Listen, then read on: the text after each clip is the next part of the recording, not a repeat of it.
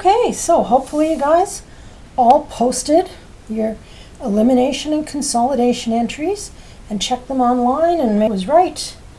And maybe use the Excel file because it's a lot easier.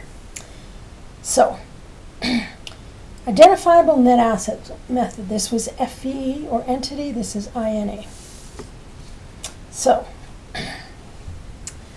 the INA method was invented to address concerns about goodwill valuation.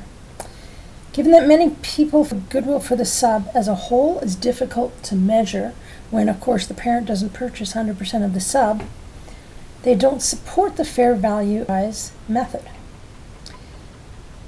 So, FVE incorporates a portion of NCI goodwill into consolidated goodwill.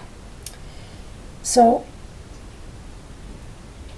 only the parent share of sub's goodwill is brought onto the consolidation statement, the value paid by the parent. The NCI's portion is not measured and not brought on the consolidated statement with INA. So, given that both are in use in Canada, both are totally fine. Mostly, you can use what the company used last year, one way to do it. You could try out the INA, you could talk to your auditor, you can do all kinds of things. Usually when I go into a career as a consultant or taking over a position, I try not to change too much in the first year, just because you don't really know how the company's gone. And believe me, I've been through enough organizations where people new come in and in the first week they've changed a bunch of stuff and they really know the organization operates. Now, obviously, if they're brought in because we're a dysfunctional organization, that's a good thing then. But sometimes it's just good to kind of sit back and see how things are done first. Anyway, that's just a little aside. Okay, so this one says if we start with 100% of the company in our goodwill calculation, down at the goodwill section, a little portion of it's going to be mixed up in ours when it should be in the NCIs. Okay, so goodwill under IN is more conservative, but not enough that it's mandated to use that. Okay, so the key things you want to know here, too many pens. Goodwill calculation based on controlling interest percent, so 80%, 65%, whatever, not 100%. An NCI at acquisition is NCI times the fair value of the sub. And the consolidation, same process. So let's go through a little example. You can see how it works. Now, example 3, remember INA, the text just pretty much drops both FVE and NA unless it's asking for INA. Generally, every question is FVE unless it says otherwise. So June 30th, the parent obtains control over S by paying $72,000 for 8,000 shares of S Limited, so 80%. Now there's administrative and legal fees for the acquisition totaled, so we're going to have to remember to do something with that. We want you to calculate goodwill NCI and prepare a consolidated balance sheet for the parent using the direct method. So, direct method, you don't do entries in the working paper. Instead, just add or subtract what you need to.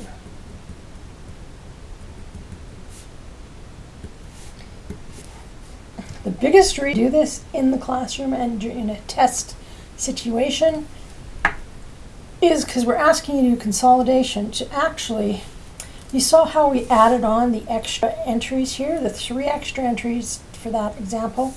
Well, every single chapter taking on more entries.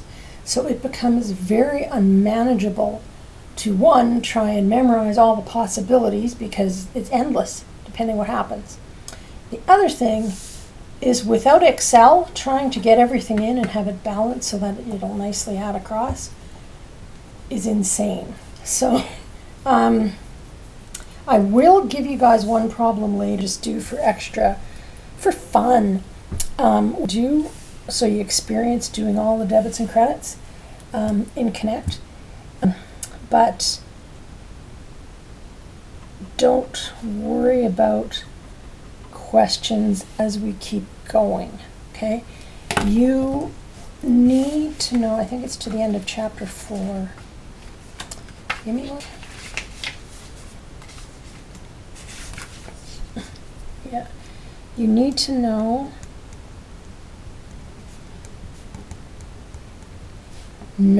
the consolidations for all of chapter 4. So I won't make you put them all in here, but I'm say, what are the consolidation entries for this problem? And then you'll just do debits and credits. So for this chapter, you still need consolidation entries. However, now I'm going to show you the direct method. It's like the working paper, but it's the direct where you can just take shortcuts because it'll make it a lot easier to get through this course. Okay, so let's look at page 7. Here's part of chapter 3, or example 3. And you'll notice it's very similar to the other ones. Okay, is this before or after the acquisition? It's before. Why? No investment account.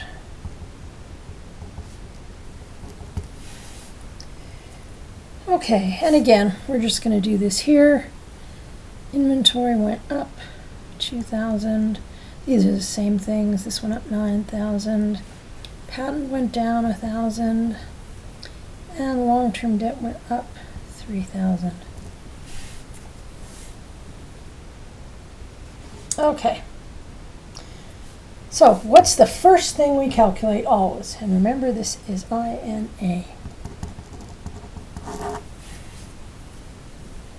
Goodwill, an acquisition differential. So let's do that first.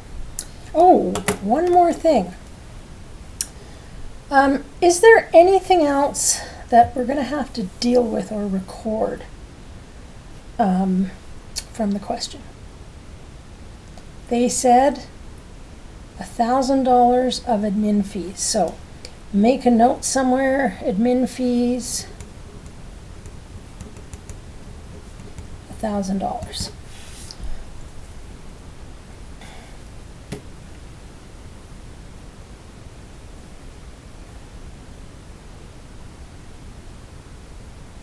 Okay, so let's calculate AD and goodwill. Now, normally we'd use 100%.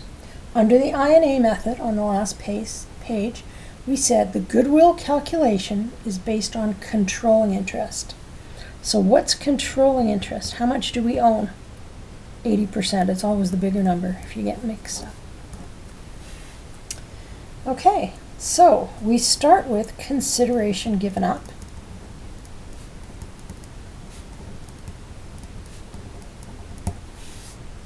And there will be drop downs on Connect if you're doing it. Sometimes they don't even ask you to show it. Okay, so how much did we give up? Let's look at the previous page, and they said 72,000. And just remind yourself that is 80%, not 100%, which will make a huge difference. Okay, so what do we take off next? No difference here. Less subs carrying value of net assets. So just for fun, let's pretend we don't have assets and liabilities. What are my two options? We're going to use common shares and subs retained earnings. So subs common shares are 40,000 and retained earnings is 30,000. So before we total anything, don't total it. That's the 70,000 that we would have got if we took 100 minus 30. Everybody okay with that? And notice they're added together. Okay, so normally I'd put 70,000 here, right? One problem. This represents 80%. This represents what? 100%. Can we mix 80% and 100%? No. So what do we have to do with this 70,000? Times it by 0.8 to get 56,000.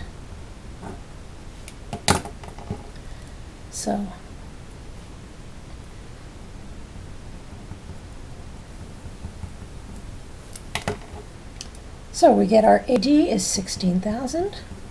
Again, that's at 80%. Remember, stay consistent all the way down. And that's AD. Then we have less V minus CV. So we can just list all of this. So inventory, you guys are going to know this in your sleep. I should just give you this example on the exam. Inventory, plant,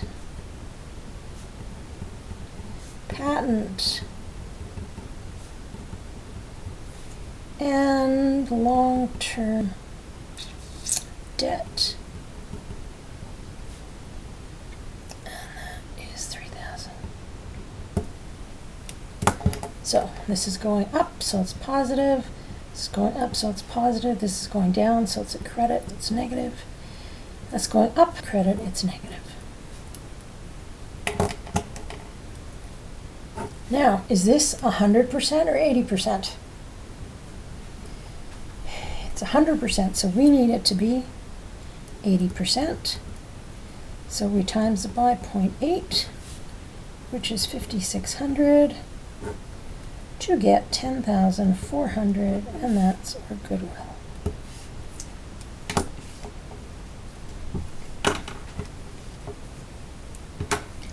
So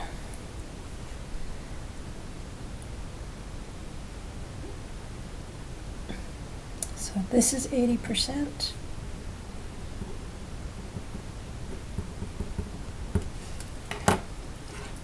So if you go back and look at FVE goodwill, it was 10,500, and INA goodwill is 10,400. So INA is less than FV goodwill. Conservative. Okay?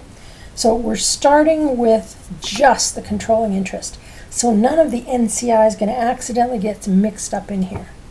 Okay? The text actually gives a nice explanation of it. So if you want to read about it, you can go ahead and do that. Now that was goodwill. I didn't leave much room here. I hope you left a little. NCI at acquisition is NCI percent times the subs value of net assets.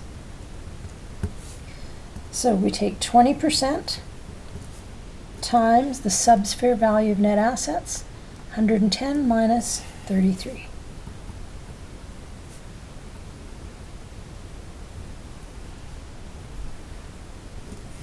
Which equals 5,400.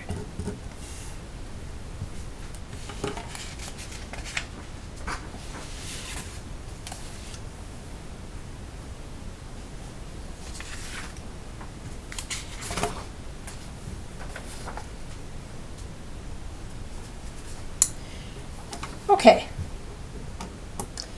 so what we're going to do now is do the consolidated balance sheet for this on page 8.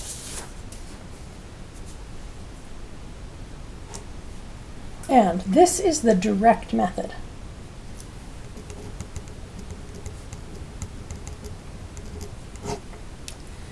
doesn't use entries.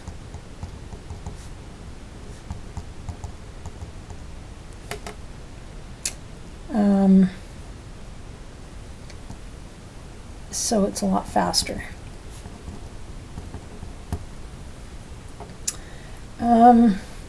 When you're calculating it, I don't care which method you use, it's fine with me either way.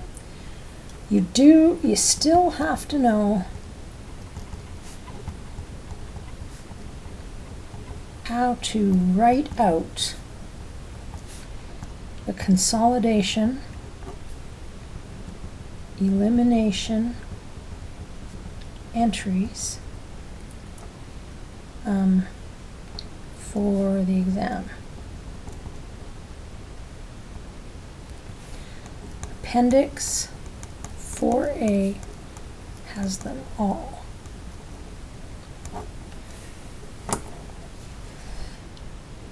So the other thing we need to do is write this. This is INA method.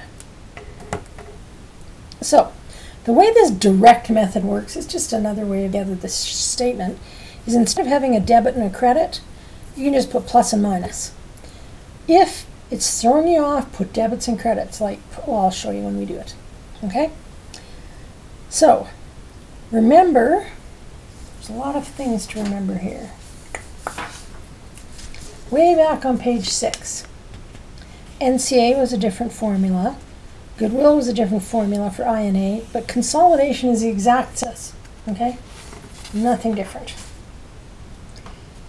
So, we don't take 80% of the changes, we actually take 100% of the changes.